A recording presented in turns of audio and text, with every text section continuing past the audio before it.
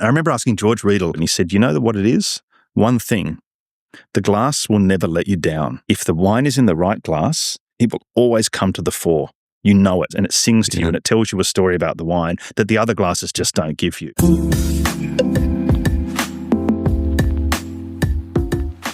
Today, we're attending a Riedel Wine Glass experience with Mark Baulderstone, the Managing Director for Australia, New Zealand, Riedel. I'm Jason. I'm Trent. We're here on an unapologetically unprofessional, unfiltered wine journey. And we're saying here, Jace. Our saying is drink more, try more, learn more. And don't forget to like, comment, and subscribe. Mark, thank you so much for joining us. Thanks for having me. We're genuinely excited to be part of this. We attended the Riedel Wine Glass experience a couple of months back. And we're just astonished about the difference that the glass can make on the wine experience. So we're going to go through that. We're excited for our viewers and listeners to hear that. We're also going to go on your wine journey and understand a bit more about you. Yep. But first, as always, we're going to ask the icebreaker questions from the wind-up. I'll hand to Trent. Always a tough one. Is there a most memorable wine or most memorable wine experience? Most memorable wine, actually, I was in Singapore. There's a French organisation called Ficoffy. And this is back when I was working through Asia Pacific and the Middle East with Riedel. And Ficoffy is I guess it's a company who stores and manages older vintages of wine, and they offer opportunities to open these wines. And of course, banks love to take up the opportunity. From memory, it would have been the early 2000s. They hosted a tasting in Singapore for one of the banks. I don't recall which one. And of course, I got an invitation to come along. And basically what they do is they stick out a bunch of, up to about 200 different bottles of wine, and you as a consumer can just walk around. If you get an invitation, you as a consumer can walk around and you fill your own glass and you get to taste all these wines. And also the premise here is they're all old.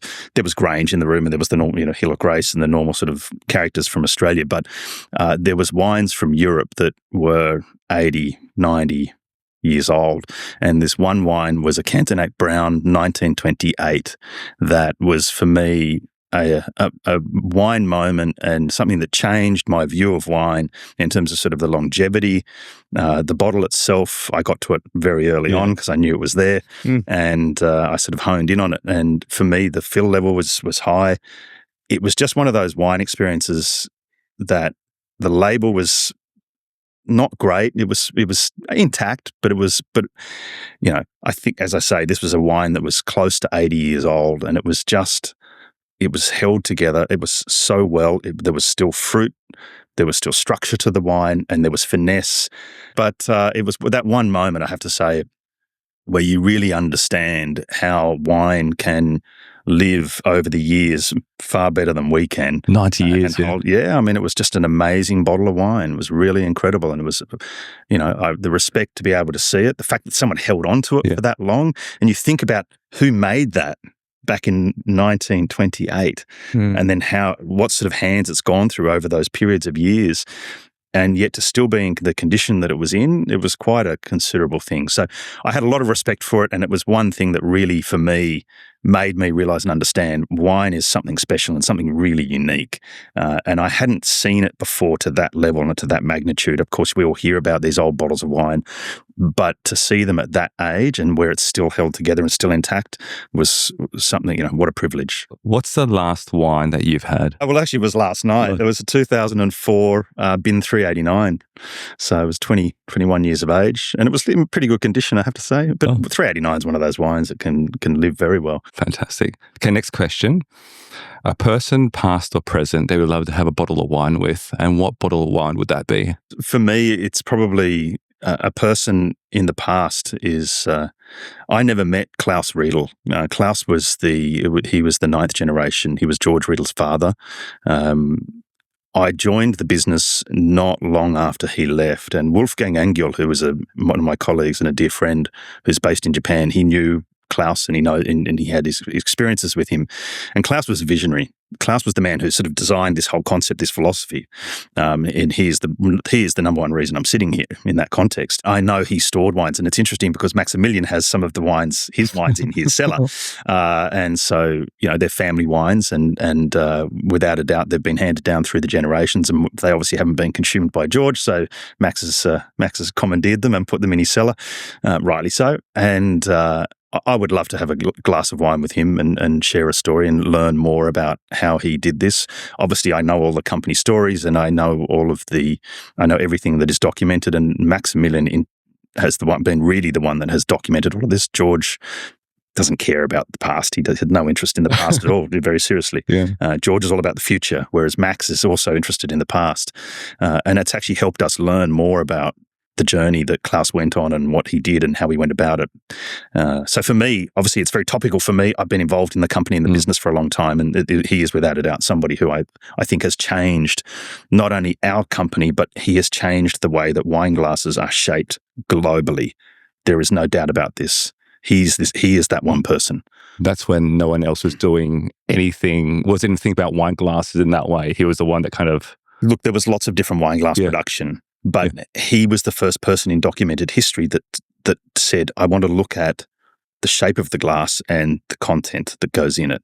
And wine is the variable. Wine is the part which comes with all the emotion, all of the ego, for all the stories and all the reasons that we know, and that why you have this podcast, for example. The reality is a glass is a glass is a glass. It's not until you understand what the glass is and how it's produced and the shape, the size, as to then what it does for you. So, of course, glassware was produced for thousands of years, but there was no thought process in terms of what its intention was. And Klaus was the first person in documented history that said, I'm going to produce a glass that is really about showcasing the product which is inside it, not just holding a liquid. That was the difference. And that's the part where I have to say, he was without a doubt a visionary. He was a man who shaped the wine glasses as we know it today. Fantastic. Next one, favorite grape varietal. This is tough. I'm I love wine, period. Yes. But I think there's Pinot Noir is without a doubt a love. Chardonnay has become more and more. I think as I've gotten older, I'm actually enjoying more white wines than I am red at the moment, and that's been a phase that both my wife and I have been in for a period of time. And I love Chardonnay. Chardonnay is that grape variety that it's the king of the white wines. When you see great white Burgundy, wow, what an amazing experience that is. I heard the other day that there's so little DRC that comes into the country, and you've all heard, if you know about DRC Le Montrachet, they get, I don't know, maybe 3 bottles of this. And when the allocations go out, I know that everybody gets, you take your pick. You can have 2 red or 1 white, or 3 red or 1 white, whatever the ratio is. And there's a restaurant in Sydney that always takes because it's a seafood restaurant, takes the Le Montrachet. So they've got some back vintages on their list. And the consumer rung them up and said, I want to buy that off you. I said, no problem, $30,000. Current release, $30,000. Wow. There you go. That's a number. And you go, why would someone want that and pay that? I mean, he didn't pay it, I believe. But I did actually look at their wine list and I thought, they've got a couple of different vintages and they're all around that price point. I'm like, well, there you go. Chardonnay is without a doubt one of my favorites. Have you tried the Le Montrachet? Sadly, I've not. Like I say, there's only 3 bottles that come into this country and that's out of my price range. Yeah. So I know Maximilian goes to a tasting every year and he tries it. But I don't even think he gets an allocation. I'm not sure. It is so tightly held. So maybe you haven't had a spare $30,000. You could purchase it from the restaurant. Yeah, I think Catalina has it. Just, there you go. Not a secret. So Catalina's got a couple of back vintages. If anyone's got a lazy $30,000 lying around and wants to try Le Montrachet, DRC, go for it. Invite me too. I'll buy the food. Fantastic. Next one, unique food and wine pairings. Oh, this is a terrible question for me. Yeah. I'm not. You're a classical person. I am, yeah. But I've heard about I think you guys were even talking about it at one point. There was the champagne and champagne and French fries. Yeah. And things. I don't know. I don't go down that path. Yeah. I'm pretty traditional in that context. Steak and Cabernet. No. For me, the one thing I would say, and this is why I think I love Pinot Noir, is for me it's the great bridge. Chardonnay I think is as well. Chardonnay in the white wines, but also Pinot Noir is that great bridging varietal that if you don't know what to order and everybody's ordering something different at a table, and I'm the one in charge of ordering the wine, it's Pinot Noir. It's not a question. Okay. So we've got an asteroid coming in at the moment. You've got one last meal. Yeah. So what meal would that be in terms of the food and the wine? Pinot and something else, I'm guessing? Yeah, it would definitely be Pinot. Without a doubt, I would say if there was a piece of fish that was cooked by Josh Nyland or something like Yeah. that, I'll take that. Thanks. Oh, awesome. Yeah. Okay, last one. Best piece of advice for people about to enter their wine journey? Try as much wine as you can. Put as much wine on your lips as you can. You don't need to consume it, spit it, because there's too much wine in the world to be drunk.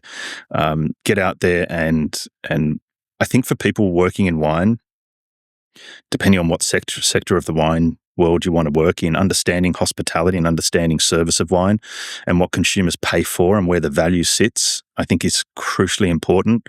If we consider that wine on wine lists these days is marked up 5 to 7 times, depending on the restaurant you go to, then understand where the level of service comes and what the value is to the consumer, because that for me is, what differentiates the consumer's experience with a bottle of wine at, $20 when they can buy it at a Dan Murphy's or a wine store, and then $140. Well, the only thing is service. Yep. There's no differentiation in the wine itself, and you can't pretend all of a sudden it's worth $140 or $120 when it really is sort of got a $20 value to it, which means the service that comes with it and the way you deliver it and the flair that it's delivered with is a crucially important thing. And if you don't understand the wine itself and you don't have the complexity and you don't have an emotion to the wine, then you can't communicate that. So get as much wine on your lips as possible. Try it. You don't need to overcomplicate it, but just try as much wine as you can. Awesome. Good advice. That's the quickfire questions. Great advice. And so we might move to your journey and where it all started. We were having a quick chat just before this about career choices.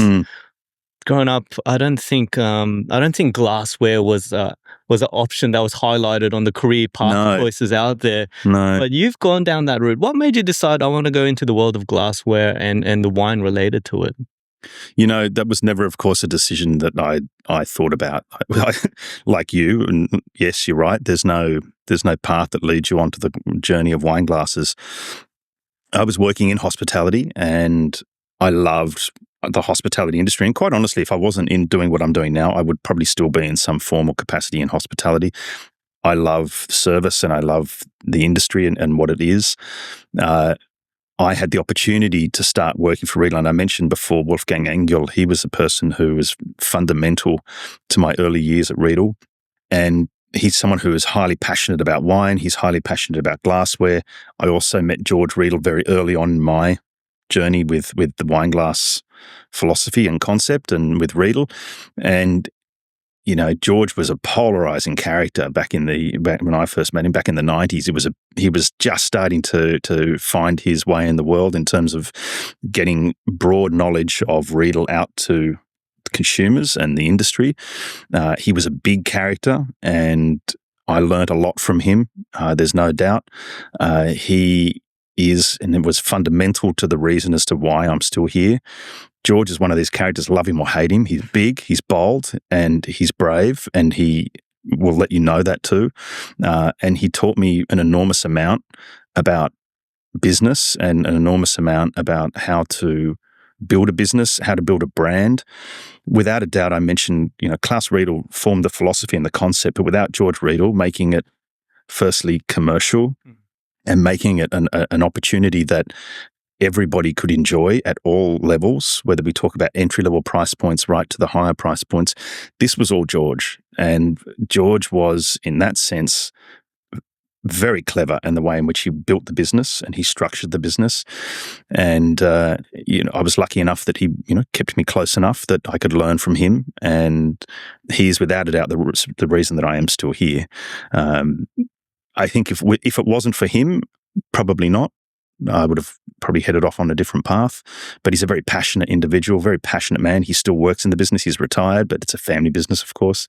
And his name's on the box, and he's the owner. So he's a very passionate man and somebody that I respect highly and would be the number one reason why I'm still here. I mean, after 28 years, yeah, you've got to have passion, and if you don't have that, then you'd burn out. Yeah, you'd just say, forget it. I'll head off and do something else. You get bored. So it feels like you kind of fell in love with the person, the character, the passion. He could have been selling, I don't know, beer mugs or something like that. Yeah, there's those people in the world that I believe, and this is what's interesting about the wine world and associated. There's characters in it that are those sort of characters. And if you think about globally, you think about Angelo Gaia. If you know of anyone who's met him, and I've had the pleasure of meeting him, he is another character where I think you would just fall in love with the man and everything that he embodies and what he does and the way in which he goes about his business. And there's visionary people, and there's younger people in the industry than them as well that I know. And again, these people are without a doubt the reason why this industry is so fantastic and so amazing. And when you have the opportunity of meeting these people and learn from these people, why would you want to leave? I'm gonna ask a philosophical question though. Who is Mark the character then? Who is Mark the character? Look, the reality for me is I am a small piece of what is a big puzzle in terms of the Riedel brand and what we do. Yes, I've been with the company for a long time, and I'm obviously in this marketplace. I'm highly associated with it. There's no doubt about that, but it's because I'm local and I'm present full-time here. So, yes, people sort of associate me with the Riedel brand, but I differentiate myself in that sense where I think when I was younger, I sort of fell into that trap, and I think it's easy to do so, where work becomes so much of what you do and you spend so much time doing it and you pour everything into it that you can get carried away with that. But, for me, Mark the character is a father of four with a beautiful family that is in different phases in their lives, which is for me the most important thing that I want to contribute towards. My work I'm very passionate about, and I take it very seriously and I take it very personally. I think after 28 years you can't not. It becomes part of your DNA and part of who you are. I wake up in the morning and I think about work. I go to sleep and I think about work. That's just who I am, though.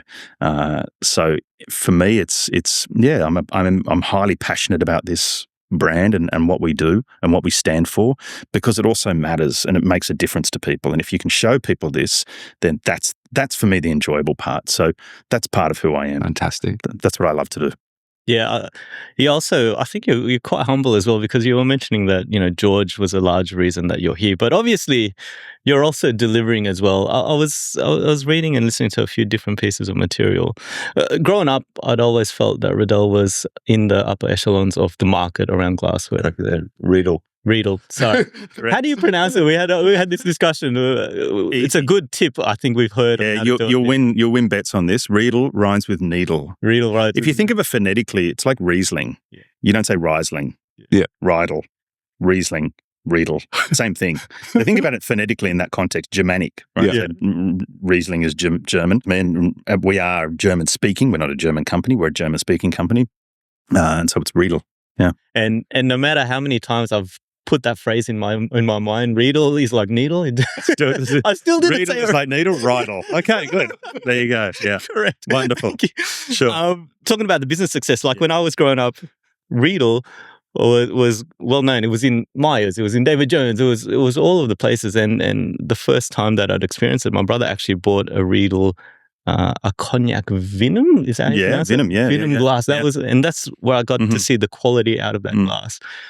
But apparently it wasn't always quite well known. And I feel like that's where you had an impact. Prior to, was it mid-90s? Yeah. It wasn't as big. And then there was something changed that you did differently. Are you able to go through? Sure.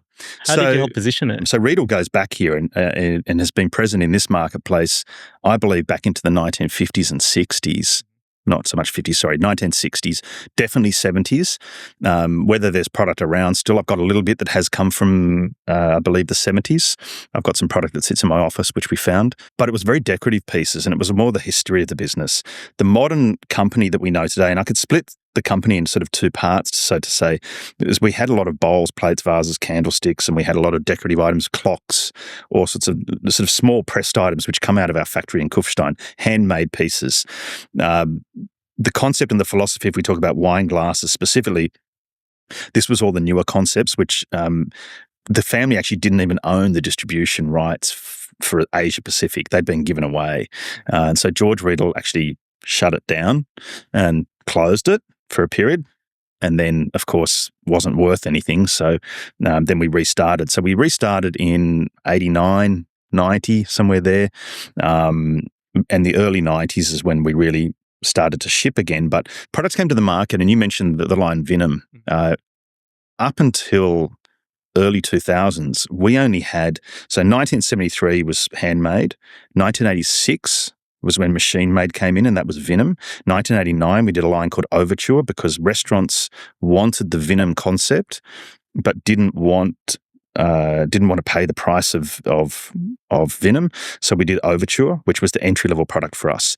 In the early 90s, that's all we had. And so there was a bit of product that was brought into the market, and restaurants, when they were buying into the philosophy and the concept of Riedel, if they didn't want Overture, if they wanted what was unique to Riedel, they wanted varietal-specific glassware to put on the table, they had to buy Vinum. And Vinum was a very high-end line for us. In a modern context now, we consider Vinum as a premium machine-made line. Back then, it was a case of you have restaurants who are paying maybe $3 for a glass of that they could put on the table, and now you're asking them. Back then, we were saying around $12 for a glass. Big difference. Yeah. Who can afford to spend all of a sudden $12 on a wine glass? The reality is that there were some venues which would make the investment, but they were few and far between. And without a doubt, one of the things that sort of changed is really we sort of put a bigger focus on the consumer. If the consumer didn't understand who we are and what we do, then we can convince any restaurateur we like, but they will never put the product on the table because they don't want to spend the money. So for us, it was about, yes, talk to the restaurateurs, get them to understand the philosophy and the concept. And we still suffer this today. This mentality has not changed. It's still about finding a glass to put a liquid in for most restaurateurs. But for us, if you influence the consumer, if you get them to understand and realize, and you show them how there's a difference, then they will demand. And they will tell you, the retailer. So for us, it was about changing the consumer mentality and work with customers and consumers. And this is a model which we work with, I would say globally, but here especially is because, as I say, if you influence the consumer, you show them how there's a difference, then they demand. Yeah. They insist. If I come and I spend 5 times, 6, 7 times on a bottle of wine, then I want the right wine glass. You've seen that shift now with consumers demanding through restaurants, hey, I need proper glassware? Yeah, we do, but there's still a homogenization of glassware in the marketplace, and there's a lot of factors which drive wine distribution and a lot of things the consumer doesn't see, sadly. A lot of commercial realities that sit in the world. It's not easy having a hospitality venue these days. You've got a lot of costs, a lot of complexities. So some of them take the easy route and put together wine lists which are about them, not the customer, which means they take deals and they get free glass. Well, nothing's free, but they take what they think is free glassware. And sadly, there's a lot of that goes on, and we tend to try and fight against that because we're a brand. We don't need to be free. But in the end, you need to be present in the market. You need to keep pushing. You need to keep driving. So wake up every day, and that's what we do. Yeah, Steve's point before, it feels kind of funny how areas in hospitality not focusing on customer when that's what their primary goal is. Well, I think now's the most perfect time if you think about the customers, that you think about the venues that are full and the ones that are busy right now. And it's no secret. And I'll say, let's park Melbourne for a minute because Melbourne is in its own funk in hospitality context. You got Lucas Group off doing their thing, and they're sort of going from strength to strength. But there's not a lot of development down there. Whereas in Sydney, it's every time you turn around, there's a new restaurant that's opening. And if the product is good, i.e. the food's good, the service is good, the wine comes out at the right temperature. I can't tell you the number of times, even today, you get wine by the glass and it's room temperature, and it's like, guys, are you joking? It's 25 degrees today. How can you serve red wine at this and you want to charge me $25 for a glass? Like, this is just like, come on, this is not acceptable. And this is where I would say the venues that get it right and know this are the ones that are not looking for customers right now. They're full. They have customers. And there's those that are, without a doubt, struggling. The industry is tough right now. Consumers will spend, but they want a sure thing. They want to know what they're getting and they want to get it served to them perfectly.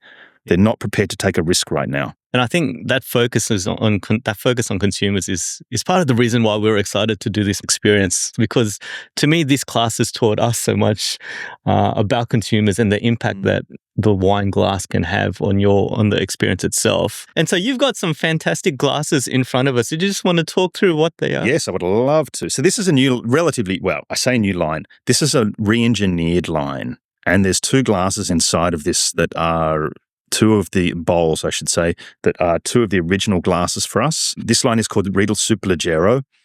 Superleggero in Italian being super light. We used to produce this line as a handmade line out of our factory in Kufstein. It used to sit at a price point around $280 per piece, handmade. We've re-engineered it.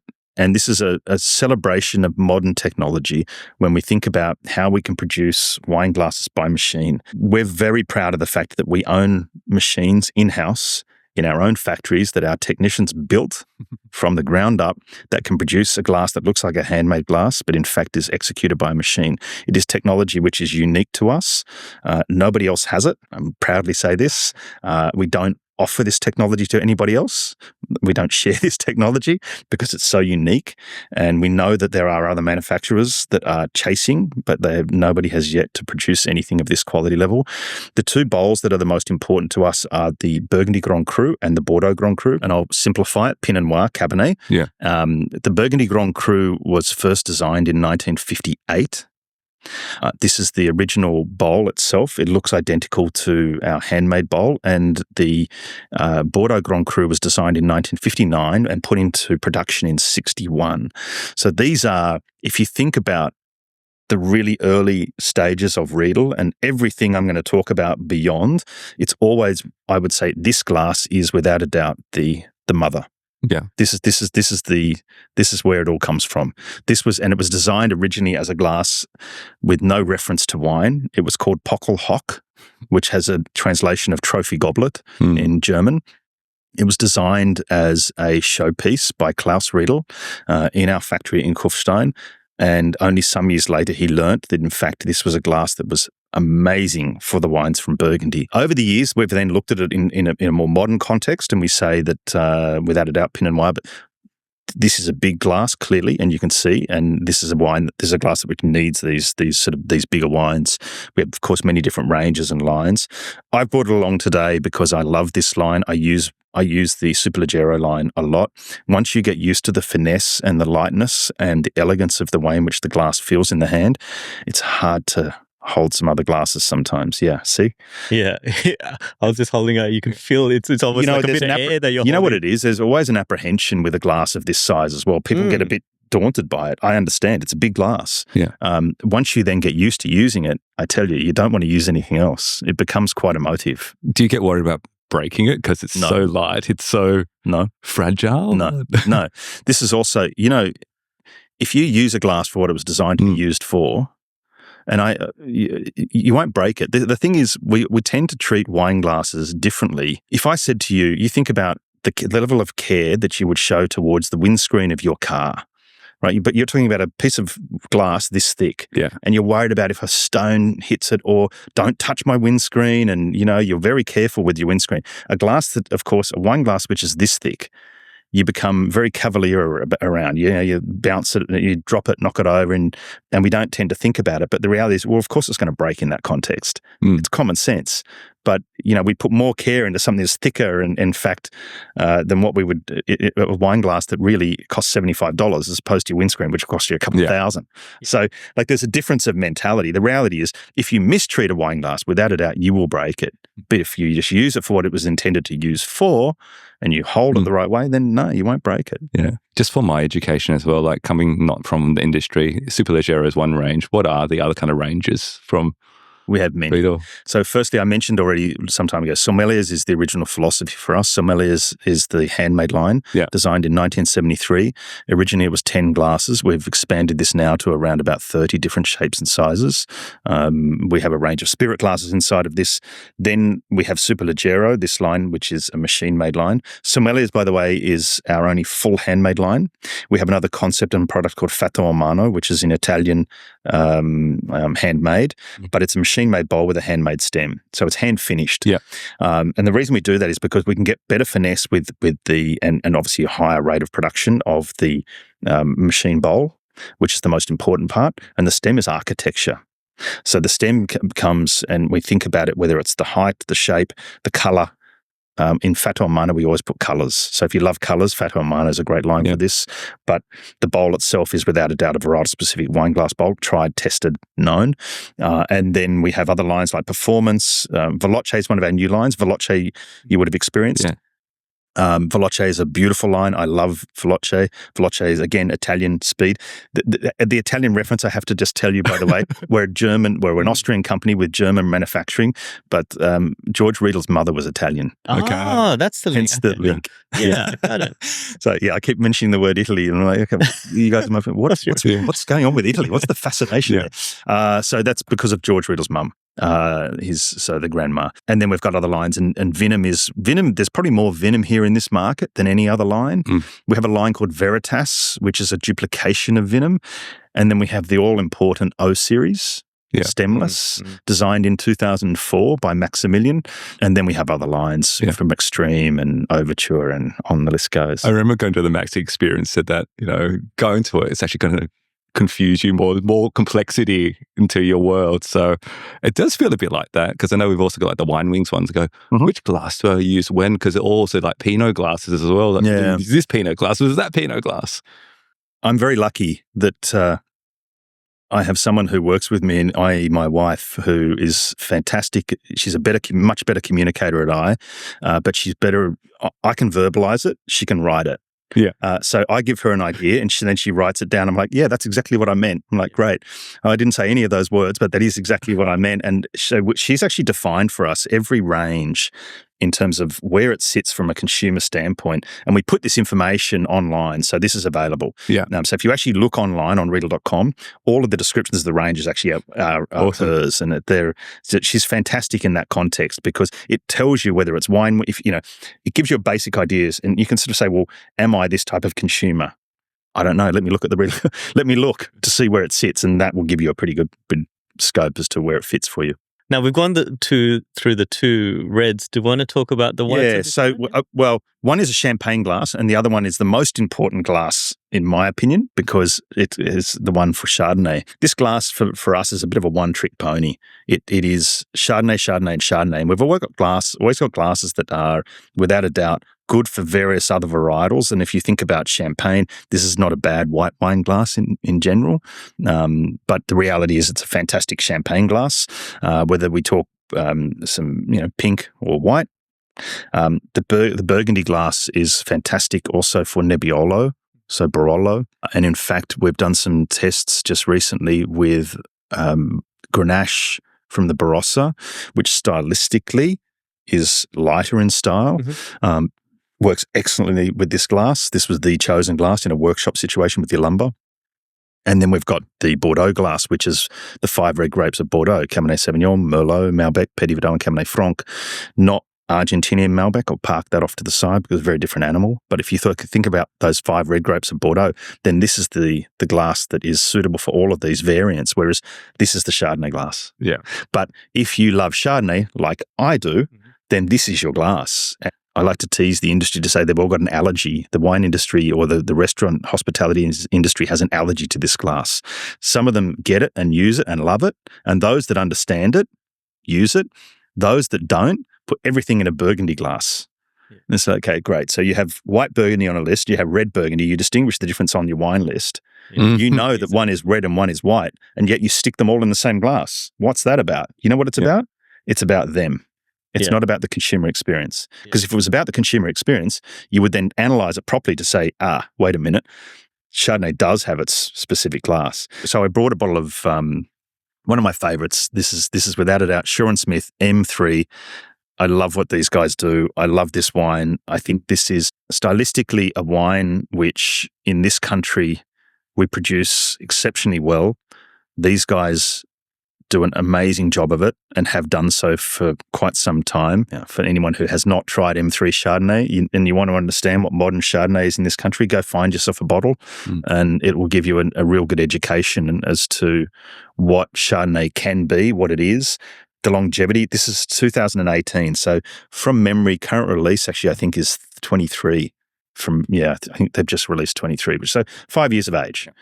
But from a style point of view, this is without a doubt, the sort of wine which I love to drink. And I think even if you look at the price of this, it's not cheap, but it's by far and away not expensive, not for the quality as to what it is. Yeah, got it.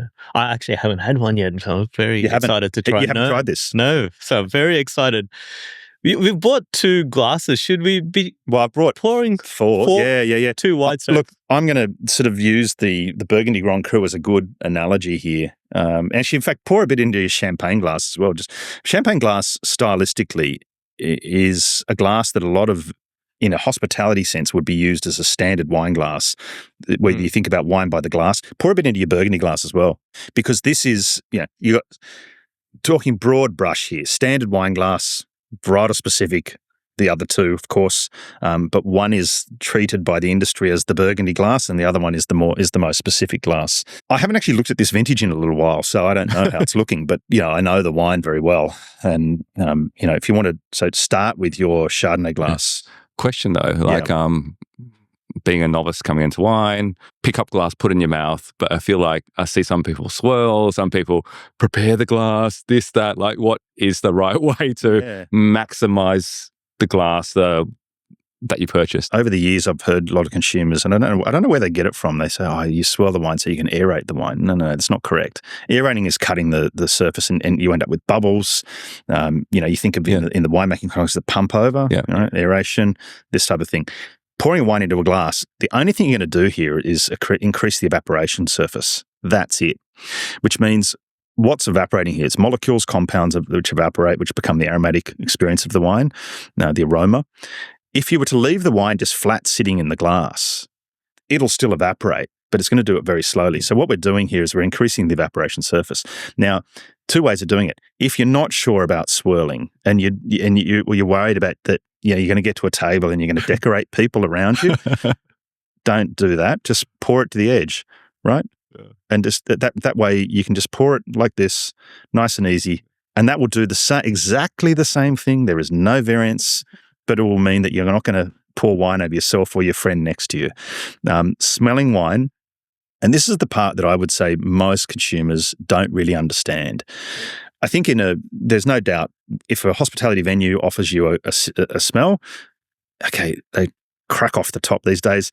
It's sort of almost a customary, you just want to make sure, The reality is you should know just by putting your nose, it's all good. The only thing really that you would find, maybe there's a bit of oxidation in the wine, depending on how the wine was made, or if there's a dent in the top, whatever it may be. The reality is you're not going to have cork taint. There might be some other issues, of course, with it. There are some other faults that you might find depending on the style of wine. But realistically, just by getting your nose, and you put your nose right into the glass and have a long, slow breath, and what this gives you then is the characteristics of the wine, and every glass will be made and from us is designed in a way in which it gives you distinction of aroma.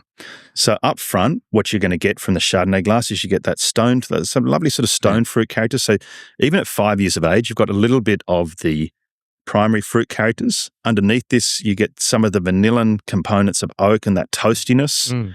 You get some of the nougat sort of characters that are really showing through, and starting to see some of the secondary characteristics of the wine. So this one now compared to if you use other glassware. If you even just, and this is for me, without even drinking, if you want to understand aroma and you want to understand how important it is, then I always say to people, don't drink.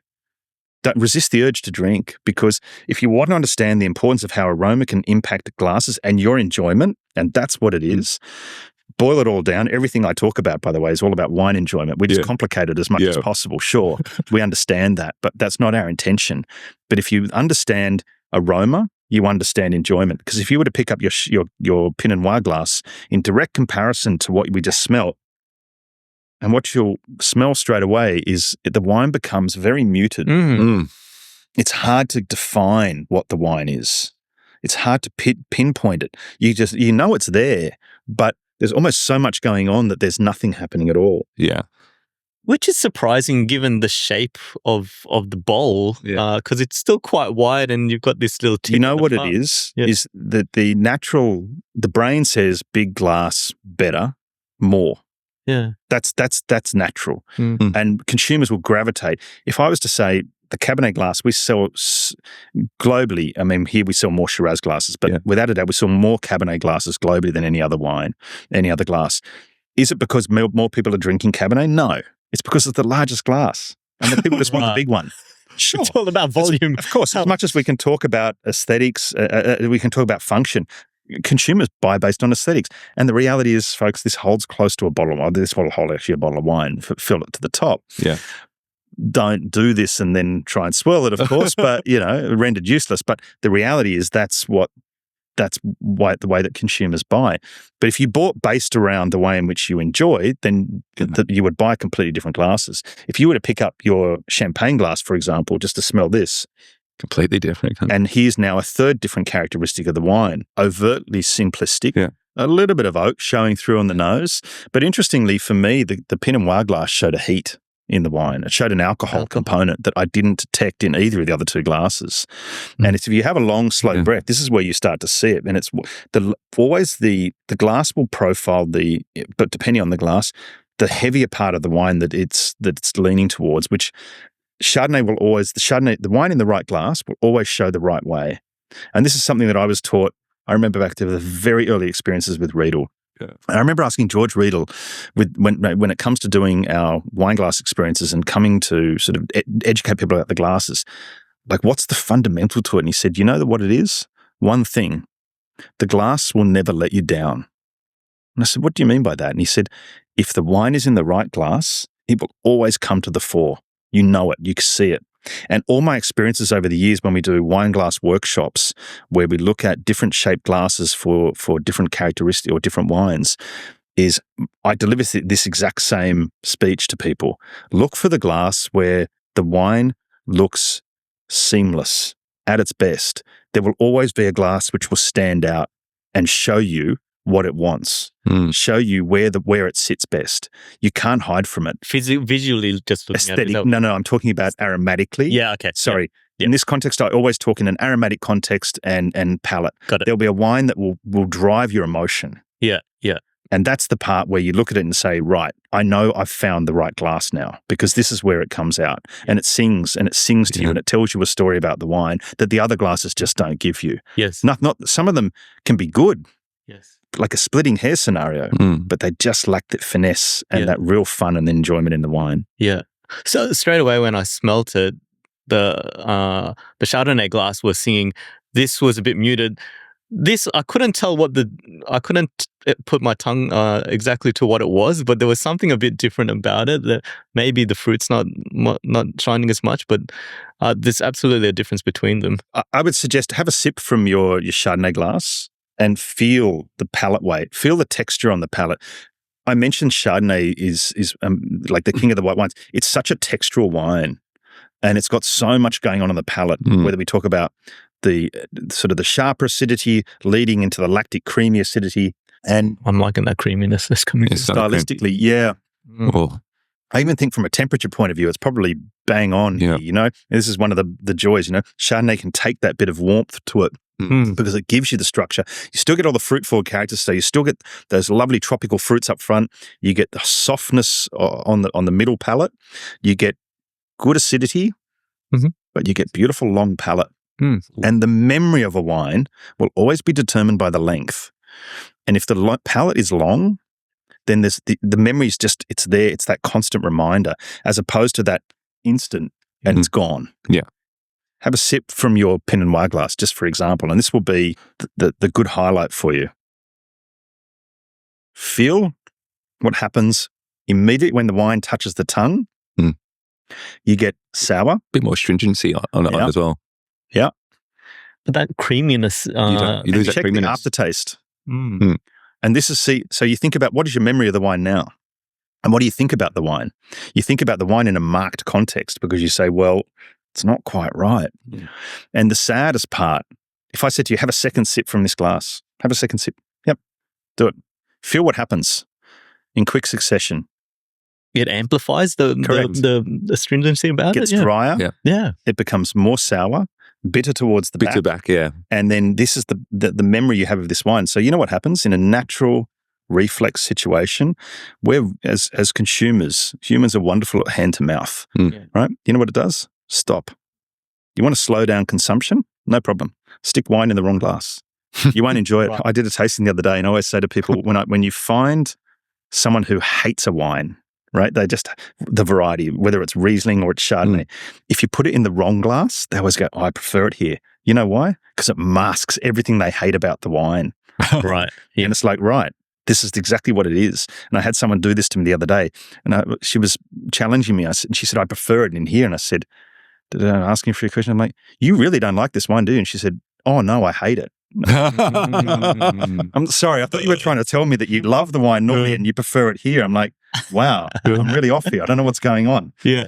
Try it also in your champagne glass, just out of curiosity, because this will give you a very different aspect of the wine. It's not as astringent. No, a lot more muted. Not. Yeah. Actually, this is probably the worst glass. Yeah. Yeah. But this is the industry favorite for this variety. Sad.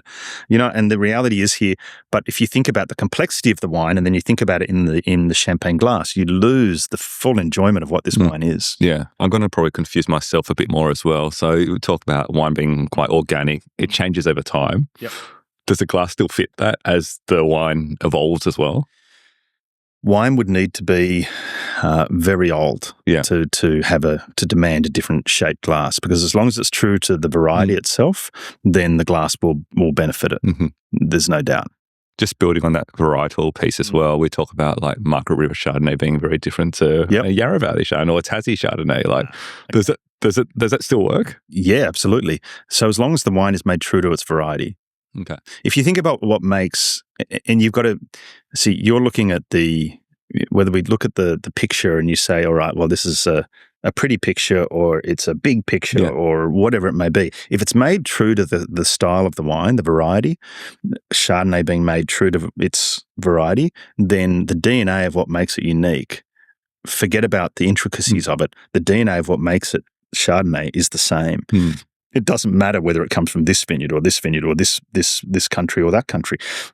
Look, there is no doubt we are able to shape glasses based around styles of wines. So if you could say, Pinot Noir is a good example. We've produced a glass for Central Otago. Do you need it? No. If you love Central Otago, sure, would be a wonderful glass to have. A glass that's made for sort of more New Zealand and more Central Otago wines, absolutely. A glass made for Oregon Pinot Noir, for sure. Do you need it? No, of course you don't. It would be a splitting hair scenario between this glass and that glass. But if you love that wine and you're passionate about that wine, and the Central Otago people were passionate about their wine and they said, no, we need our glass. Okay, well, you can have your glass. I'm not saying no to you.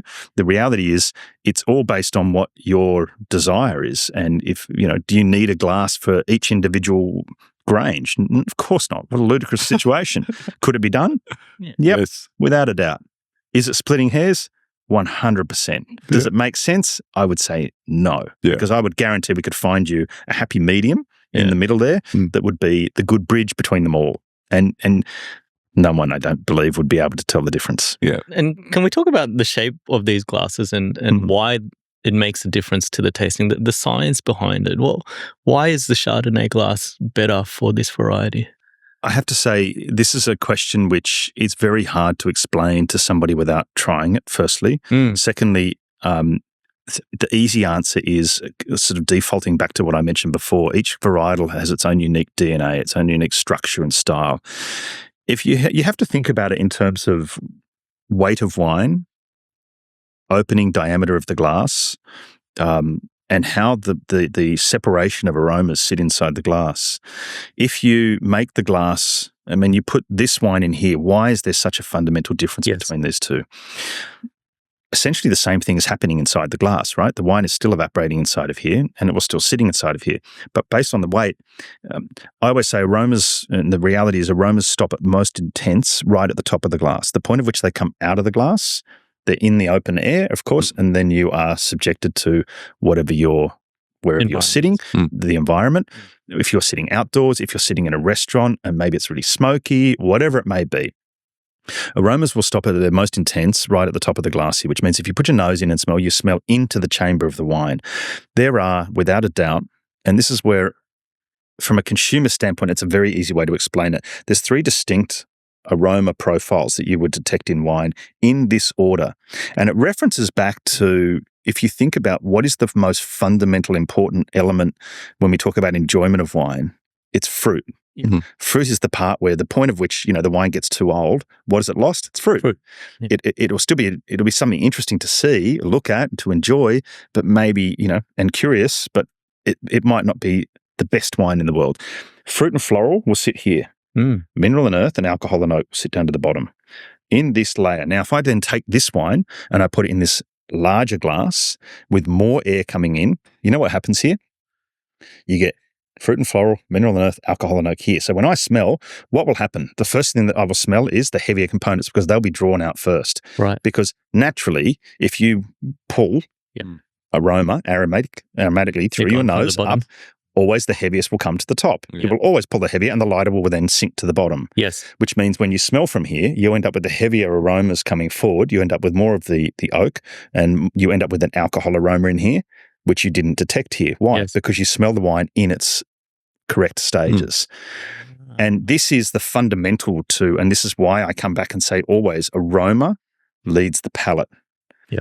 And why I'm so adamant when I do my tastings as well, that you must work your way through aromatically first. And only once we understand how the aroma works, then I'll let you have a sip because I need you to think about aroma. I need you to think about how the aromatic profile is going to affect you because we talk as consumers always about taste. Yeah. We never talk about aroma. Yeah. Unless your parents were a perfumer or they were obviously a winemaker or even a chef. Yeah. You will be programmed as a child to talk about taste because that's ultimately where either the food or the wine or the liquid goes in the mouth. Yeah, with most of the wines that I really enjoy, it's the aroma that kind of intoxicates me into, I really love this. Yeah. And that's the point. And once you asked me earlier on, about sort of is there a wine that sort of has ever blown you away? That wine is a wine that you just want to go back and smell all the time because it's so alluring to you, and it's an emotional thing, so emotive. I hear you, I don't know whether it's a bit wine wankerish, right? Yeah. Do you meant to prepare your glass before you pour? It depends. If it's dirty, sure, why not? George Riedel was really famous in restaurants. I saw a friend of mine recently, Ben Mokhtar, who's owned restaurants over the years. And when George Riedel used to travel here, we used to go to a restaurant called Delicato, which Ben owned and ran in McMahon's Point. And George used to love, we used to love going there. It was very casual, great wine, great sort of Spanish food. And George would always say, Ben would try to change the glasses and George would say, no. Leave the glasses, don't touch anything. I'm not interested in drinking more of your detergent, thanks. I'll manage the glass myself. And so when we would change from different varieties and things, George would just literally season the glass and we're sitting outside on the pavement, so, out it would go. And Ben recounted this story to me. Like, actually, I had forgotten about that. I'm like, there you go. So, yeah, there's nothing wrong with seasoning glasses. Do you need to do it? Or you shouldn't need to. If machines are working properly these days, then no, you wouldn't. You wouldn't need to do this. So I brought along a decanter as well because I thought it's always fun just to show how we do this and how we go about it. Why do we decant? Is also a big question. Decanting is to show promise to young wines and faith, I would say, respect to old wines is probably a nice way of putting it. The reality is historically we would always remove sediment from a wine.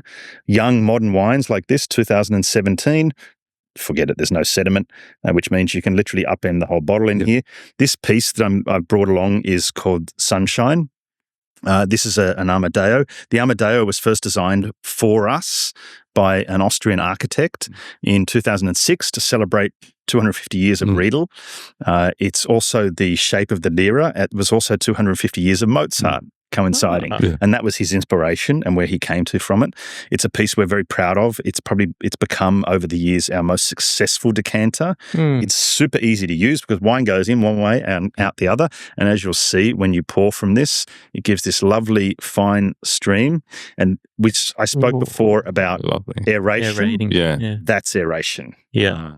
The bubbles. You can see the bubbles coming through. If I was to do this and I'll say to you, just even listen to the wine. You hear it, and you'll hear the wine. If you will put your ear to the glass, you'll hear it. You'll hear all the CO2 and SO2 burning off. You can. Yeah. No, I'm not joking.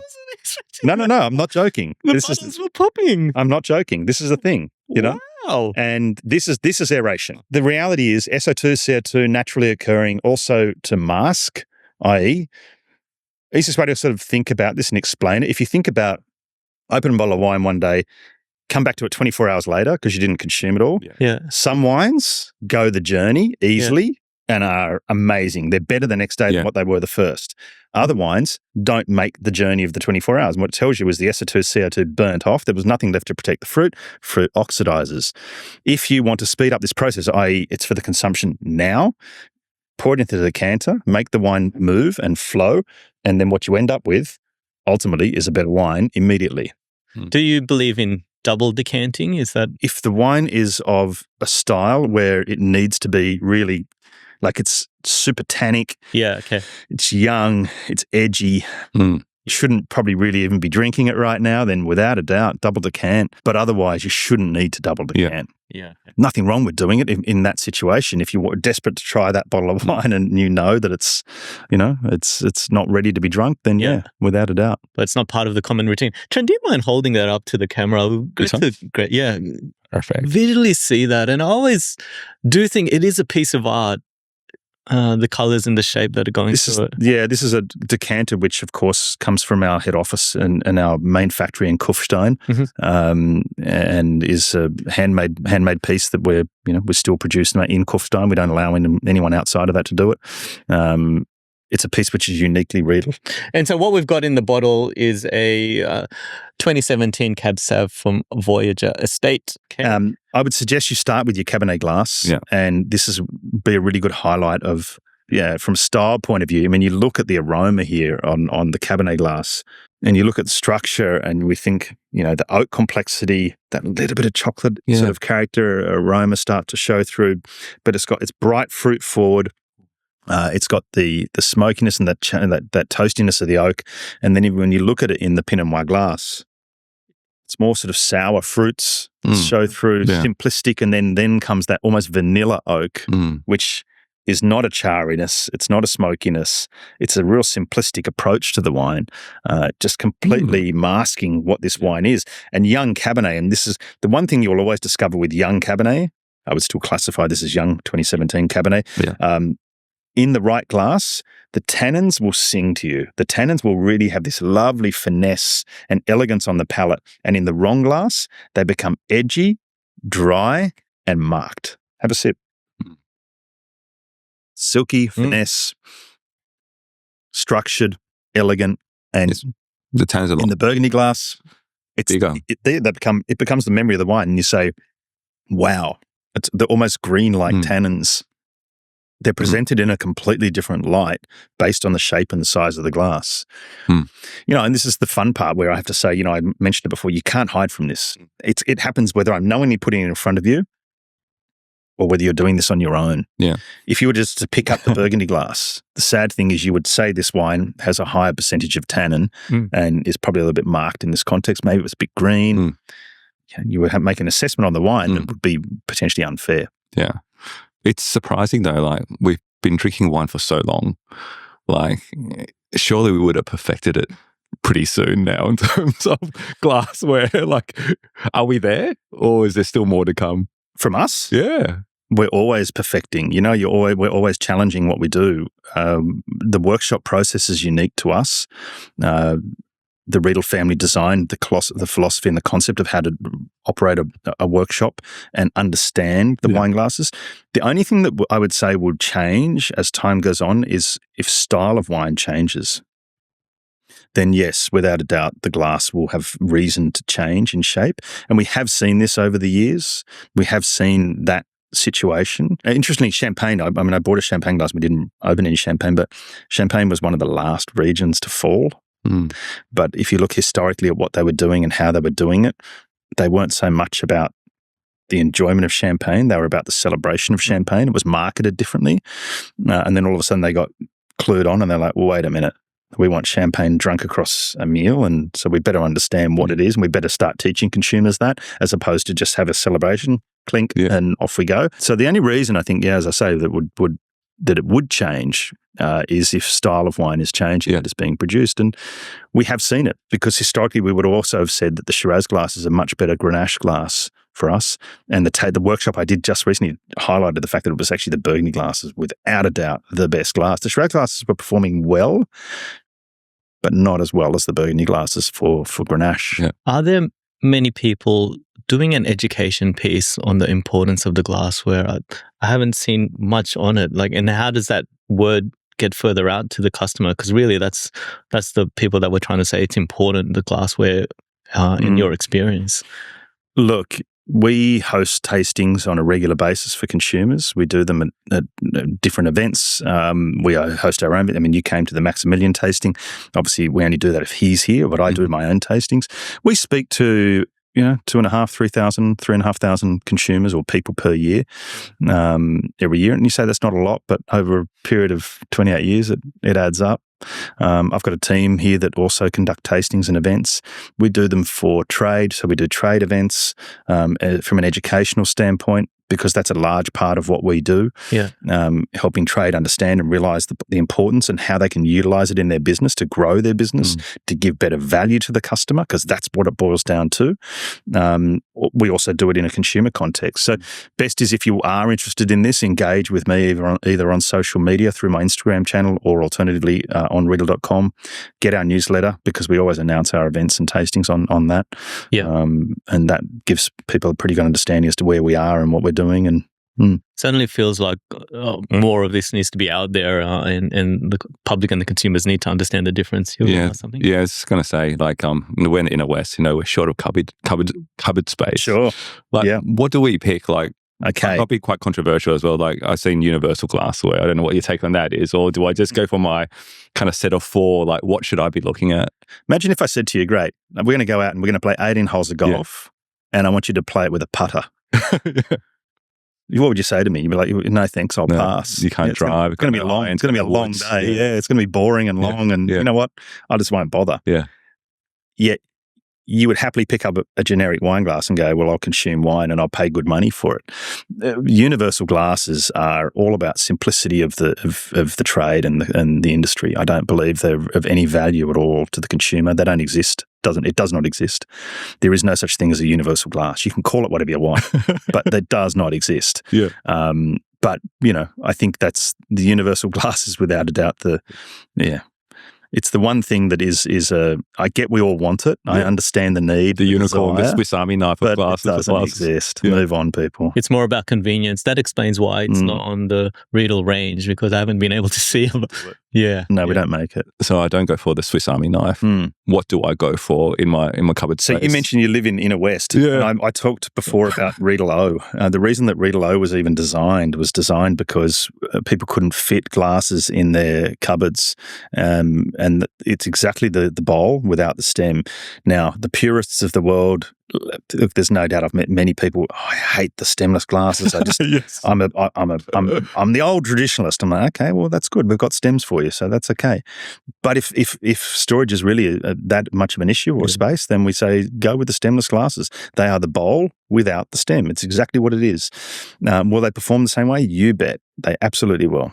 There's an emotional component to it because the stem adds that, but it's a choice. So I hear that. Then your hand's kind of warming up the wine and it affects the wine. Is that a case? All right. You're sitting in a room right now that's probably 24. Yeah, 24, yeah. How much have you touched your glass? No one sits there with their hands like this. Yeah. You just don't do it. And if you did, you'd say to the person, are you okay? Yeah. Can I help you? Do you want some? You need some help? I'm not going to play. Yeah, no one's going to steal your wine, I promise. You can put it down. It's like when your kids, when they hold their cutlery out, no one's going to steal your cutlery. It's all right, put it down. Same thing. So look, the reality is, even if I was picking it up and I was doing this, firstly, if it's a stemless, it's going to sit on the table. I can't get my hand under it. So what do? I pick it up like this, I have a sip, and then I put it back down. Because no one sits there with it in the hand the whole time. The reality is, it's your pad print. You are more affected by ambient temperature of the room than you're ever going to be affected by your hand on the glass. Yeah. Pure and simple. This is a fallacy. Anyone who presents this has never really thought the process through, because it's just not true. Okay, I'm going for the O series. Which ones do I go for? Do I just go for the varietals like Chardonnay, Pinot? If you want to keep it really simplistic, I always say, and every consumer, you ask everyone, what are the varietals you love? Oh, I love them all. Yeah. Okay, great. I mean, that was my answer, right? Yes, I love them all. But the reality is, boil it down. what are the wines that you gravitate towards, whether it's on a wine list or whether in a wine store? It's Pinot Noir for me and it's Chardonnay. Great. So there's my 2 glasses. Make everything else compromise. But don't compromise with the 2 that you love the most. Okay. Go with those 2 or that 1 even. Sometimes it's just 1. I know people that just always drink the same thing, the same variety. I'm like, okay, great. How easy life would be. But the reality is just go with that 1, whatever it may be. An ounce is unique for everybody. Okay, I don't know whether Riedel has this one. Like, if I do Semillon or Semillon, where does that go into? Because it's very kind of maybe specific to absolutely. We did a tasting. We did a workshop for Semillon, and it's the Sauvignon Blanc glasses that was, without a doubt, hands down, the best glass. Okay. Yeah. So another one. All of this is on our website, by the way. If you go to our website and you put the variety, you'll always find. Plug in the variety, it'll tell you the glass. Even all the alternative varietals. It will tell most of them. There are occasionally, there's always something new we discover that we come, oh, what is that? I'm like, okay, all right. No, we haven't got that glass, but yes, we've got all of the mainstream wines covered. Okay, fantastic. One last myth I want to debunk. Shoot. My wife loves the dishwasher. Yeah. I look at these elegant glasses and although it says it's dishwasher safe, I'm like, no, I'm going to hand wash it because I'm worried it's still going to be broken. What kind of assurance and tests has Riedel done to confirm it is dishwasher safe? Because that's a kind of a guarantee, which is great. Yeah. Look, my line always is they're dishwasher safe, they're not human safe. Yeah. So we'll always test the pressure points of every glass. And I mentioned this earlier on, the way we would treat our windscreen as opposed to the way we treat a piece of glass, which is, 100 times thinner, is of course completely different. You're much rougher with this than you are with your windscreen. But the reality is you expect it to be intact. So common sense prevails. If you use it for the way in which it was meant to be used, glasses don't like being bent. They don't like being twisted, turned. If you take it from the table here and then you put it upside down into the machine on an angle, and because they generally can't fit standing upright, on an angle, stable, nothing touching it, nothing intact with it, nothing that's going to hit it inside of there, it can't break. It will only break if something touches it, hits it, falls on it, falls over, bends as it's coming out. Like you try to sort of manipulate it to come out. Oops, the stem goes. Yeah. We will do all of the things to it to test its pressure points and then wonder why it broke. Well, it broke because we tested it. You don't need to test it. It will break. So if you use the machine in the way it was meant to be used, the machine will protect the glass, no stress. We work with Miele, and Miele is a business partner of ours. They have tested our glasses up to 1,500 washes. My wife loves putting it in the dishwasher on the highest temperature for the longest duration. That's what I want to do. This is where I would say no. Okay. You need lighter temperatures. Yeah. Where you'll discover this has an impact is it will affect the surface structure of the glass over time. They become cloudy, and so it's the temperature which does this, and it's the alkalinity of the water and the detergents which will change the color of the glass. Yeah. It affects glass is quite porous, and so it will affect the surface structure of the glass over time. Lower temperatures. Yeah. And lower duration sounds like it. Even shorter durations is better. Yeah, great tip. Yeah, I think that's the last myth I had. Just being a bit nerdy as well. We talk about glassware, but then it's not glass; it's crystal. You mentioned crystalline. It's like lead based, non-lead based, and stuff like that. What's what, and how should I look at it? All right. I'll try and make it easy because the world is a bit crazy in this context and everyone loves to get carried away with it. We produce a non-lead crystalline composition. We produced in-house all of our compositions. We don't source them. We're in control of the raw materials so that we get consistency in the product. This is one of the unique things of Riedel is we are, without a doubt, we are our own manufacturer. We don't source. So we are in control of the end production. We're in control of the materials, everything. We use a non-lead crystal. We stopped using lead oxide, in 2014. And the reason we stopped using it is because you needed to have a doctor in-house just 24/7. If the machine was running, you had to have a doctor in-house. They didn't do anything. They sat in a room and did nothing. But because we had it in the facility, lead oxide in raw form, then the legal requirement in Europe is you needed a doctor on staff. But you don't use them. So it was perfectly safe. I have glasses at home that are lead oxide, and I love these glasses. They're my favorite. But there's only a difference in weight. Yeah. To the consumer, you don't ingest lead. it's stable within the composition, it's fine. So there's no issue with this. The reality is modern glasses for us, everything from 2014 and beyond. And in fact, I think there's only still one manufacturer left who is producing lead crystal, and you would typically use it for when you want to do very decorative pieces, more ornamental, because it's very soft and pliable and you can cut it.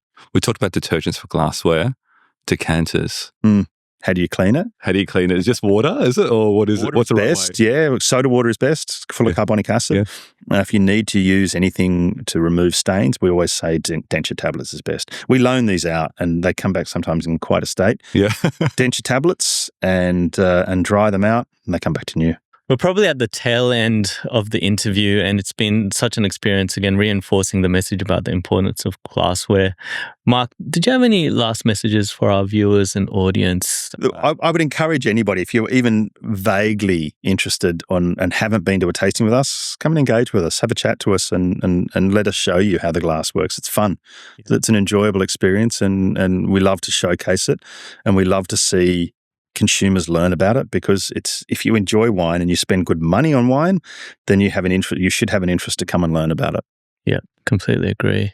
Trent, did you have any last comments, reflections? No, I think it's been really enjoyable chat with both Mark and also understanding more broadly about Riedel as well. What comes through is really that passion for customer and passion. It's more, some glassware you see form of a function, but this is definitely function with the form as well. Absolutely. But also know a bit of the history from Klaus, kind of defining the vision philosophy. George, maybe more around execution now with you, and Max, you kind of carrying that on to the next journey in the future. So I love that whole view around what Riedel means. Yeah. Thanks for having me. Mark, it's been such an honor to have you on the show and to take us through this experience. I mean, for me, it just resonates that for our audience and our listeners out there, give it a try at home. I think our challenge is absolutely try glasses of different styles with the same variety in wine and just see the difference that it makes. Because we've experienced this a couple of times now, and it's really clear that it's so important to have the right glassware to make the wine sing. And if we're kind of reviewing and tasting wine purely based on the wine and then using the wrong glass, it's actually an unfair outcome. You're doing your wine a disservice. Correct. You're doing your wine a disservice. So certainly challenge everyone to give that a go. Put in the comments below your views on the importance of the glassware and how you see that makes an impact. Mark, thank you again for joining us. Thanks for having me. As we like to say here, drink more, try more, learn more. Thanks all.